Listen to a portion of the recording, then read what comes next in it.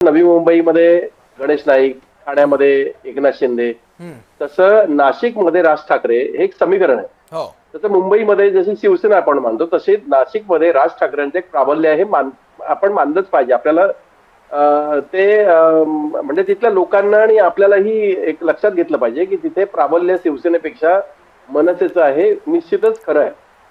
या सगळ्या परिस्थितीमध्ये आता ह्या हिंदीच्या मुद्द्यावर किंवा मराठीच्या मुद्द्यावर जर दोन्ही पक्ष सगळ्याच ठिकाणी एकत्र असले पाहिजेत का, तर त्याची काही आवश्यकता नाही.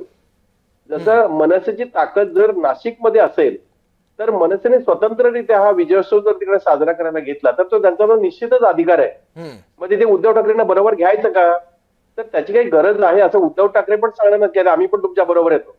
जर राजकारण त्याच्यावर जर करायचं झालं तर ते सांगतील आपण दोघ जण सगळे एकत्र करूया मनसे आणि शिवसेना. पण इथे जर राजकारण जर करायचं नसेल, समजा मराठीच्या मुद्द्यावर जर एकत्रित जायचं असेल तर मुंबई हा वेगळा भाग झाला आणि नाशिक हा वेगळा भाग झाला. नाशिकमध्ये त्यांची ताकद आहे, त्याच्यामुळे मनसेने तिथे जर स्वतंत्ररित्या जर कार्यक्रम घ्यायचा ठरवलं असेल तर त्याला उद्धव ठाकरेंनी नकार देण्याचं काही कारण नाही.